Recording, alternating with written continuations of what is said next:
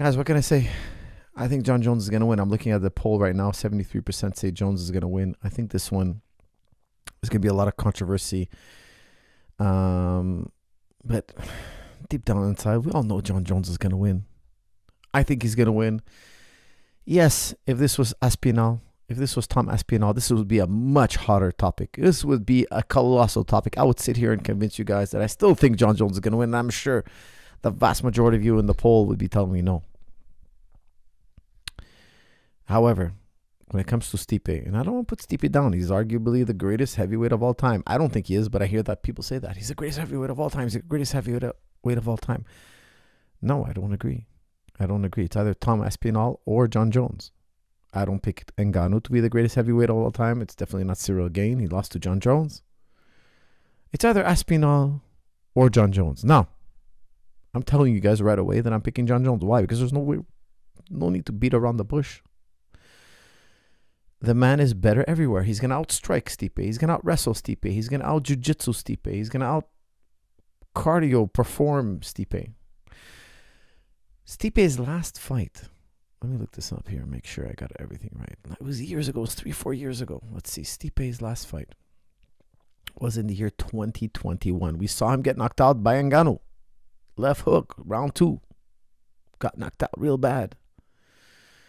Before that, he beat Daniel Cormier. Then before that again, he beat Daniel Cormier. So he won by decision against Daniel Cormier in 2020. Then 2019, he beat Daniel Cormier again. He lost to Daniel Cormier in 2018.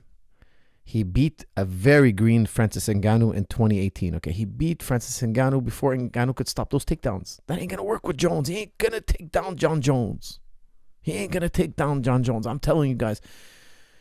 Back in the day, I used to train with Jon Jones. I was his trainer. I worked with Jon Jones quite a bit, okay? The guy will out-wrestle you in his sleep, okay? So he's not taking down Jon Jones. He took down Ngannou when Ngannou was green, and then he fought Ngannou years later, a few years, 3 years later, and lost, got KO'd. And you could tell when he beat Ngannou the first time, you could tell he ain't going to beat Ngannou again.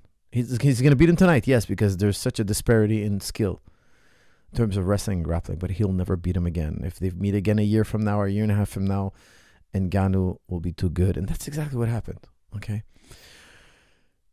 What's his claim to fame? What's Miocic's claim to fame? He's defended the title more than most champions ever. I think more than he's defended the heavyweight title more than anybody else. So people claim he's the greatest of all time. Guys, I'll tell you, his claim to fame, in my opinion, is he has Daniel Cormier's number. Now, Daniel Cormier is one of the greats. He was a light heavyweight that went up to heavyweight. So he's fighting a smaller guy, not the guy with the longest reach. But Daniel Cormier is definitely one of the best to ever do it. He's a legend. He's a 2-division champion. But sometimes it's chemistry that makes the fight, or styles make the fight. Jon Jones is a completely different style than Daniel Cormier, completely. Let me bring your attention to his fight with Junior Dos Santos. If you guys go back and watch Miocic's fight with Junior Dos Santos, and I was watching his fight with Junior to prep for this breakdown, Junior was kicking his leg out from underneath him. Like, Stipe was in big trouble in round 1. Now, Stipe, for those of you who don't remember, ended up KOing Dos Santos. He brought him up close to the fence, knocked him out, put on some good punching, some good boxing. Miocic is a very good boxer. But before that, he was getting his leg ripped apart. And only after 2 or 3 leg kicks. There was about 2 or 3 leg kicks, and his leg was already wobbling. Jon Jones is going to beat up his leg. He's going to oblique kick the leg. He's going to oblique kick the knee. He's going to low kick the calf. He saw that video. He knows it's there. Trust me, Jon watches footage. He's watching Miocic. He saw that weakness. He saw the same thing I saw, and he's like, oh, I'm going to keep a long guard.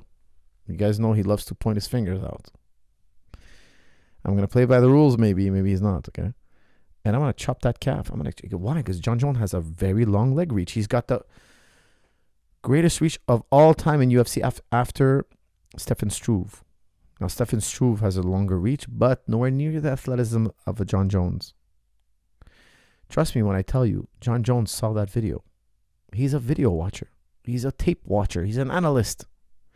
And he saw that, hey, that's a door wide open. If Miocic tries to use that boxing, I got the leg reach to chop his leg. Look what Dos Santos did to him. I'm telling you what I think Jon Jones is thinking. Jon Jones is thinking, wow, I can do 10 times worse than that. I can teep to the face, push kick. Teep is what we say in Thai.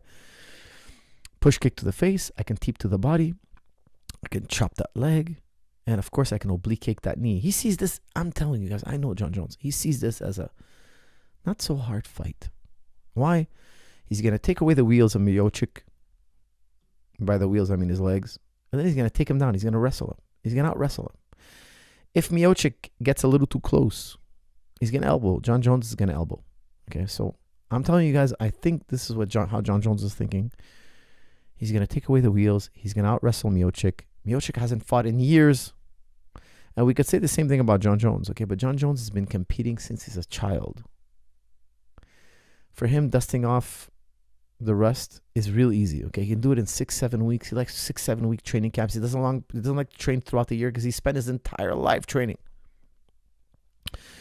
Guys, with that said, I'm going to open it up to comments and questions now just on the fight. With that said, guys, make sure to check out jujiclub.com. I released very recently, front headlock escapes. Okay, how to escape front headlock position, guillotines, darts, anaconda chokes, all that good stuff. The real, authentic, best escapes. Make sure to use Level Up 50 off. It's at the bottom of your screen. It's in the description. It's a promo code. It gets you 50% off anything on Juji Club. Make sure to pick up Strong and Stable Knees, Strong and Stable Back. Those are life-changing videos. Life-changing videos. Make sure to get them. Guys, also, don't forget, we have the TriStar Gym dorms. Check out in the description if you guys want to stay at the dorms and train at the dorms with me. I promise I will pump the dorms, guys, today. Where is it? Do I have it here? The dorm, TriStar dorm, message TS dorms. So TriStar dorms, TS dorms at gmail.com. Check out the description. It's in the description, guys. And come and train with me. I'm there every single day, my friends. All right, I just saw it right now. There it is. Let's see. Does it pop up? Yes, it is. Okay, there it is, guys. There's the TS dorms. Okay, I promise I will put it up. There it is. Okay, guys, give me your comments and questions. We got 81% in favor of Jon Jones. I don't think I'm going to stay too long on this. I'm just telling you, he's going to kick out the wheels. He's going to break Miocic's legs. He's going to keep him at a distance. If Miocic gets too close, he's going to elbow him. He's going to counter elbow his punches. Miocic's only way to win is to outbox Jon Jones, which I think is a very unlikely scenario. Jon is going to take away the wheels, set up the elbows if needed, and then he's going to take him down. Okay, guys, give me your thoughts and comments on this fight. Best clickbait stream title. Yes, I know I made a mistake. I corrected it. Thank you.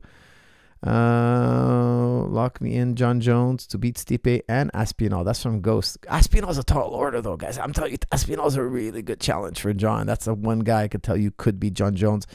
It would be a very, very difficult one to break down and pick. But I would tell you, I think now, without doing full analysis, I would pick Jon Jones on top of my head.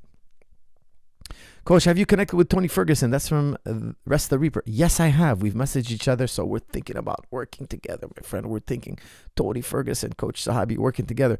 Can it happen? I think so. Tony, get to the gym as soon as possible, please.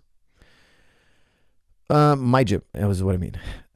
Bones Jones, can you connect? Okay, leave your title video. Check the more viewers. No. I don't want to clickbait. That was just an accident. Do you think the oblique kick will come into play in this fight? That's from John Smith. Yes, absolutely. He's going to crush Miocic's legs. Crush him with the oblique kick. Bob Sapp is the GOAT heavyweight. That's from Care. No. Minotauro? No, he's not the heavyweight GOAT. How do you feel about calling this an illegitimate title fight? MMA expert says, he's asking, how do I feel about calling this an illegitimate title fight? Why? Because Aspinall should be the champion. Isn't Aspinall the champion? Well, Jon won the title, then kind of took a break, then Aspinall came in. Shouldn't it be Aspinall and Jon Jones? Why is Stipe stepping in? Because Stipe lost his title to Ngannou, and Ngannou retired with the title. So there's a whole drama in the heavyweight division. Why does Stipe get to step in? That's a good question. I don't really have an answer for that because I know Tom Aspinall really wants to fight Jon Jones. He's asking anybody who will listen, why am I not fighting Jon Jones? And that's a good question. I don't know why he's not the one fighting Jon Jones. You have the interim champion, you have the champion. It's like, what's going on here? Why aren't they fighting? Very difficult question to answer. And Ngannou would sleep Jon Jones. That's from Kair. No, I don't think so. I would pick Jon Jones over Ngannou. I know you guys think I'm crazy, but he would beat Ngannou. Look, Ngannou fought Gane to a 5-round, very close decision. Jon toyed with Gane. And I respect Gane. I think he's a great high fighter, but Jon just beat him in one round. I watched the fight the other day. I mean, it was a not so hard fight for Jon, and Jon would do it again. There was no fluke. Trust me when I tell you, he would beat him again. Brandon Shaw, better heavyweight than Jones. That's from Kair. No, he's not a better heavyweight than Jones, but he still was a great heavyweight. He was in the top 10. Fedor is the MMA GOAT. That's from Water. I would say heavyweight GOAT. I would say Fedor, the heavyweight GOAT. Fedor in his prime, yes. GOAT of all time? Of all, like pound for pound? No. Stipe going to sleep. His chin's over after that knockout. That's from Nicholas. Could be. We're going to have to wait and see, but definitely could be. Bro, is it possible to learn good BJJ in MMA gym? That's from Abdul. Yes, but it's very rare. Like, you have to have a really good instructor. You know, I like to think my jiu-jitsu club is super strong, even though we are also an MMA gym. But you can definitely, because I trained under Jon, and we had an MMA program and a jiu-jitsu program, and they were both incredibly world-class. So yes, you can. Absolutely. Depends on the instructor. Guys, we're 80-20. I almost didn't do this one because I was like, you know what? It's going to be so lopsided. But then I heard a lot of people saying, you know, everybody's always saying Miocic is the great. I just wanted to see, like, but the thing is, it's less exciting to do an analysis when it's so one-sided. It's just not as exciting. Okay, so I'm not going to stay on this too long. Let's do a little bit more on Jon Jones versus Stipe, and then let's open it up to absolutely anything. The man from Nepal, who's actually from Nepal. Hi, coach. In terms of power, can Stipe have an advantage? Yes, Stipe can put Jon Jones to sleep. I highly doubt it, though. Highly. But it's possible. I don't want to say it's impossible. The man's a good boxer. He's a very good boxer. Coach, I've been subscribed to this channel since 2015. That's for all that you do. Thanks for all that you do. Aaron Curry, you're a gentleman and a scholar. What a true gentleman and a scholar. Thank you, sir. I appreciate it. I'm going to pin your message, sir. That's very sweet of you. First question, do you think Jon Jones is actually training with Gable and Gordon Ryan, or is it just the optics making Stipe think wrestling is a good game plan? In the past, Stipe is pretty solid takedown defense. He's training with Gable? Are you sure about that? Let me look that up. Let's see here. Jon Jones? Are you sure he's training with Dan Gable? The great Dan Gable? Is that possible? How could I not have heard of that? Okay, let's see.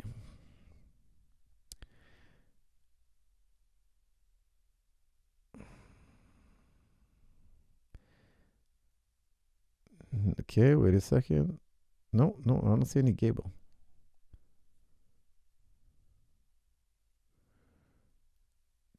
Jon Jones, Gable? No, nothing about Dan Gable.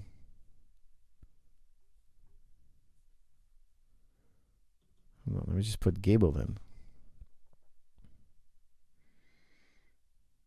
Okay, he was wrestling. Is this guy named Gable also? Gable Stevenson. Okay, I thought Dan Gable was coaching him or something. Okay, yeah, there's a video here. He's training with him. Yep. Okay, I see. Yeah, could be, you know. Look, Jon has been wrestling since he could walk. Okay, so I don't think he really needs any. Look, in wrestling, he was good. In MMA, his wrestling's way better, okay, because he sets it up with his strikes. Trust me, it's a whole other level. You put him with elite wrestlers, he won't do as well. I'm telling you, he won't. You put those elite wrestlers, you train them MMA, you make them fight Jon Jones, and they're really good, and they've been training as long as Jon Jones, he'll take them down. He has a creative way of setting up takedowns. It's quite extraordinary, actually. I've worked with Jon also, so I could tell you he was very, very cerebral and very creative. For us, how do you approach working with fighters traveling to the dorms for a training camp? That's from Chris. I run practices every day. Okay, so when they come in, I treat them like everybody else. It depends their level. Okay, so if they're really, really good, I give them more attention. If they're not as experienced, I put them with other trainers and other classes. Okay, so we have basics classes, we have intermediate, we have advanced. So it all depends on their skill level. But I teach the all levels class, so I get to work with everybody. But the more advanced they are, the more I'll work with them.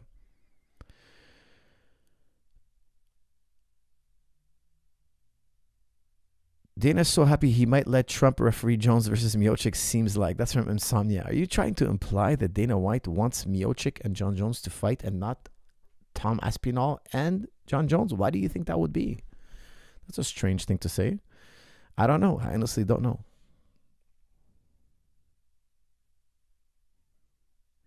Jones runs from Stipe. Everyone will say he was supposed to. If he makes it look even a little competitive, they all would say he never beaten Aspinall. Lose for Jon Jones. How will it play it? That's from Kaiman. I kind of agree with you, okay? Because I got to say something, guys. This is not a good fight for Jon Jones. Why?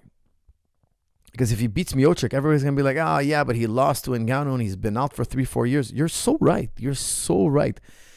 If it's a competitive fight, people are going to be like, oh, Aspinall would destroy him. Look at Aspinall. He beat all the top 10 guys. He finished them all. I mean, Aspinall's on a tear. He's a finisher. If Jon goes out there and annihilates Miocic, like a first-round submission or first-round knee to the face and drops him, and everybody's going to be like, oh, yeah, Miocic was a has-been. He's in his 40s. You're so right. There's nothing good about this. Maybe Jon is telling himself, oh, I'm going to have beaten Stipe and he's the greatest heavyweight of all time. Nobody's going to remember it like that. At least I won't. I mean, we're all going to be like, the guy was out for 3 or 4 years. I mean, when was his last fight? What year did he fight Ngannou last when he lost? Hold on. Let me see this here. I can't even remember. It was like 3 or 4 years ago. Okay, let's see here. What year was it? I know I looked at it earlier. 2021. Okay, guys, it's been 3 years. The last fight, he got knocked out. It's not a win-win for Jon. It's not. There's nothing here for Jon. There's nothing. Why would they accept this fight? Why would they do this fight? How old is Stipe? Stipe now is 42. Okay, not that that's ancient, but it's old. For a fighter, it's not, it's not good. He's 42. You beat a 40-year-old guy who hasn't fought in 3 years, whose last fight lost the title, got knocked out. The Aspinall fight would have made Jon a legend. He's already a legend, but it would have made him like, I don't know what. It would have brought him out to the stratosphere. Like, it would have made him massive. More massive. More. This fight, there's no positive. If he beats him easy, the fight is difficult, there's going to be a negative. I'm not going to think like that. I'm just saying the fans are going to be like that. The fans are never going to let us live this down. They're always going to complain. If he beats him and it was competitive, he'll never beat Aspinall. He's not that good. They're going to say Jon is not that good. If Jon destroys him, they're going to just say that Miocic is a has-been, because Miocic is not on a win streak. He's not, he doesn't have that aura. He's not like Taporia right now. If somebody beats Taporia right now, their stock is going to go through the roof. Why? Because he just beat the two goats of the featherweight division. That's somebody, when you beat him, you get crazy notoriety. You beat Miocic. No offense, man. No offense to Miocic. But nobody's going to be surprised. Look at the polls. 80%. Why take this fight? Why do this fight? I don't know. The UFC could explain it, maybe. I don't know. Why would Jon Jones want to do this fight? Why wouldn't he fight Aspinall? Maybe Aspinall's too dangerous a fight. Maybe Jon's not so crazy. You have trained both GSP and Jones. What's the difference about both of them? That's from It's Bad Vibes. Look, they're both very, very unique fighters. I will tell you, I was looking at the pound-for-pound greatest fighters list, and Georges St. Pierre was number 1 on Tapology, and I think Jon Jones is number 2. Okay. Hold on, let me just double check that, because I kind of clicked on it recently. Greatest fighter of all time, number 1 on Tapology is Georges St. Pierre. Number 2 is John Bones Jones. Number 3 is Demetrius Johnson. Anderson Silva. 5 is Alexander Volkanovski. 6 is Jose Aldo. 7 is DC. 8 is Khabib. 9 is Kamaru. 10 is Miocic. 11 is Blessed Holloway. 12 is Makachev. 13 is Pereira. 14 is Fedor Emelianenko. 15 is Adesanya. It's a very interesting list. Very, very interesting list. And I wouldn't have put it this way, but look, I've got to work with the first two. And I can tell you, they're both incredible human beings. Athletically, supreme. Incredible, both of them. I would say Georgia was very, very smart, but Jon had a creativity to him. And I would say that they were both very cerebral and both supremely athletic. So that's something they had in some similarity. Now, their fighting style was very different, but I would say George was really, really smart and Jones was really, really creative. Both had a very powerful approach to fighting, obviously. Needless to say.